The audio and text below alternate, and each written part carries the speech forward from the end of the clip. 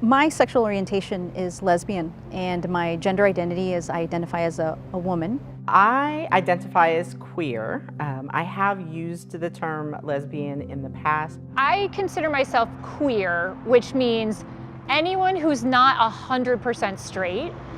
And out of the whole alphabet soup of LGBTQAI+, I consider myself the B for bisexual. I'm a transgender woman, and my gender identity is female, but I was assigned male at birth. When I was born, the doctors looked at my anatomy and said, it's a boy. But at a very young age, I didn't identify with that, and now as an adult, I have started presenting and living authentically as a woman. I identify as a, what they would call a cisgendered male. I am a gay male. To be a cisgendered gay male is to be someone who is born and determined male, and they have not changed their identity and they identify as such. I'm gay, gay, gay, gay, gay, gay. A person of color's experience of coming out is often forgotten. It's not a big deal for me to come out because someone's going to hate me by what I look like before they even find out who I'm in bed with. The first person I told was my best friend. I went ahead and I said it, and I said, I'm a lesbian. And she said, see, that wasn't so bad.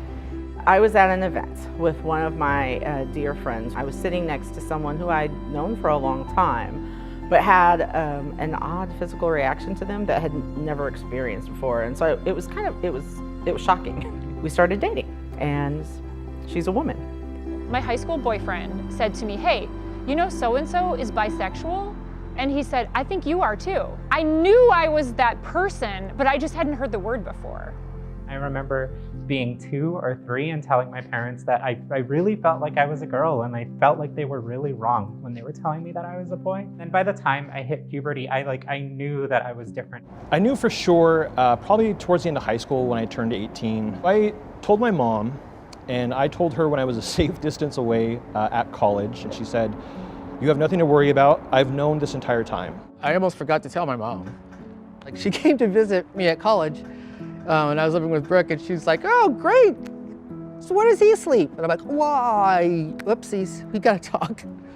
You know, Brooke he was my everything at that time. There are many misconceptions with lesbians. If I was just more feminine, then I could attract men, and then I wouldn't be gay. And that's, unfortunately, some people feel that way. People think folks in the queer community are always excited or excitable. Absolutely not true. People think that if they meet a woman who has a husband, that means she's straight. Don't assume their sexuality or their gender.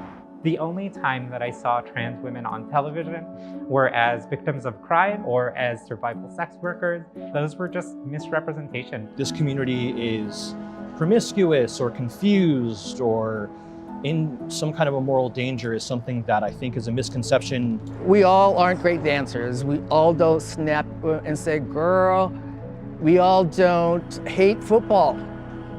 It can take many years for you to feel comfortable enough to not feel the shame, not feel the guilt, and be able to tell someone else. We should embrace every one of our differences and celebrate our diversity because it's the right thing to do.